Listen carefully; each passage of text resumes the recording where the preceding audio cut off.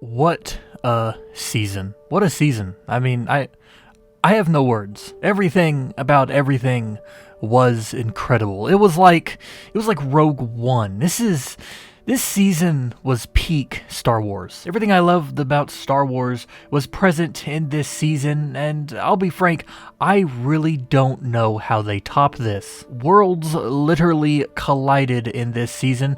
You had the originals, the prequels, the Clone Wars, Rebels, all of it under one roof, and no words. This season was incredible. You want my review? There it is. Best thing in Star Wars since Rogue One. Period. My only gripe: there was no end credit art, so no fancy thumbnail. Press F for the thumbnail. I'll now have to figure something out. But anyways, I have notes.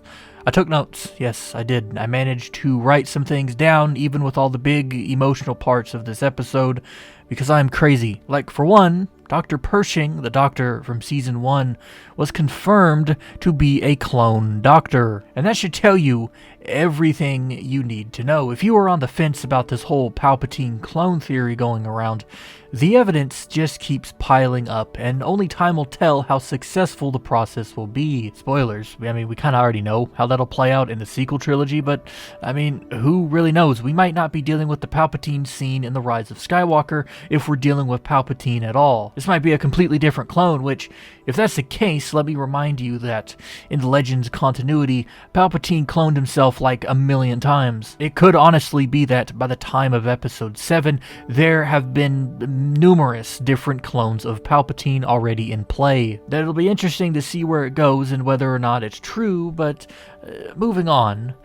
We finally get confirmation on what happened to Mandalore. I've been waiting for this all season, and according to Boba, the planet was glassed, which, if you're familiar with a franchise like Halo, you'd know just how destructive glassing actually is. It's like, to describe it, it's like destroying a planet without actually, like, blowing it up. And depending on how bad the planet was actually glassed, Mandalore could be uninhabitable completely and will need to be terraformed back into livable conditions. And with the way the galaxy is right now, I doubt Bo-Katan's dream of reclaiming Mandalore will happen, which basically confirms my suspicions that Bo-Katan is holding on to an impossible dream. Although, the Empire still could have lied about Mandalore to keep the galaxy in check after the Great Purge, it is the Empire way to keep the populace in check through fear, which is actually something I recently talked about in a previous video. You can go watch that right here. But to be fair,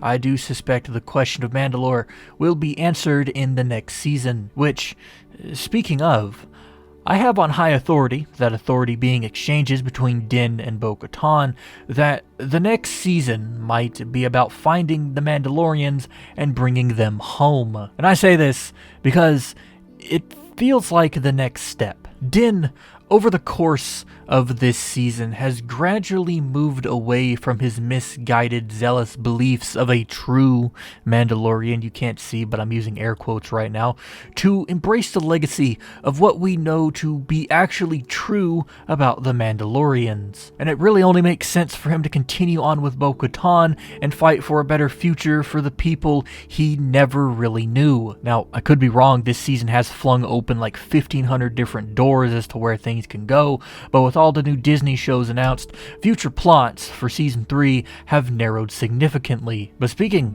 of future plot options, the Darksaber. If you were confused as to why Bo couldn't take the Darksaber up without fighting Din for it, even though she's taken it up before without doing so, you were not alone. To me, at the time, it seemed odd that it happened, ham-fisted, but then it hit me. The Darksaber is supposed to be taken up by the victor. It is supposed to be earned, and when you earn it, in doing so, its new wielder will have the right to unite Mandalore. In Rebels, Bo-Katan never did that, and that's why Mandalore fell, because it was never truly united, because she never earned her place as Mandalore's leader. It's quite possible that because Bo-Katan didn't earn the legacy of Mandalore, there were those that did not follow, and everyone on Mandalore paid the ultimate price. And this reason, this failure, is why she was so hell-bent on getting it from Gideon, because she wants to do it properly in hopes of a unified Mandalore. That, of course, did not happen. Din defeated Gideon and took the saber, which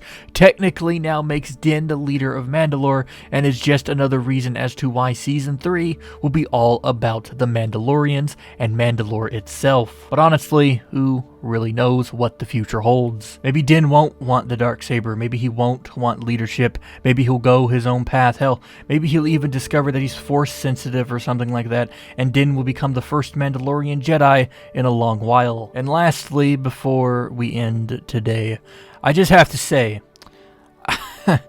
I said they wouldn't do it. I said way back in my trailer analysis video that the likelihood of a certain character showing up was fairly unlikely.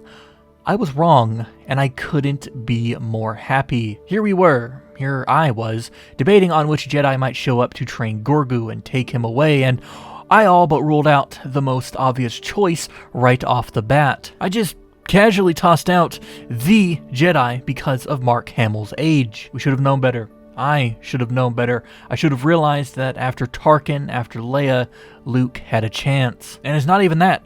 Plot-wise, it all makes sense. Around this time is when Luke begins to train Padawans in the Force, so it's only fitting that it all starts because of the child, which is like, it's kind of bittersweet considering that we know how Luke's attempt at training a new generation of Jedi plays out. Dude, I'll be honest, if Ben Solo kills Grogu, there's gonna be hell to pay. Hashtag let Grogu live. So anyways, here's to the future.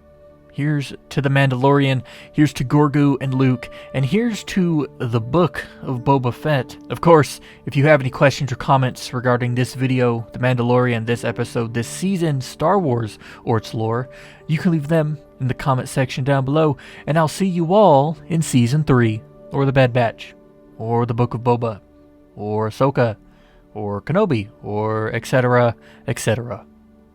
Thanks for watching.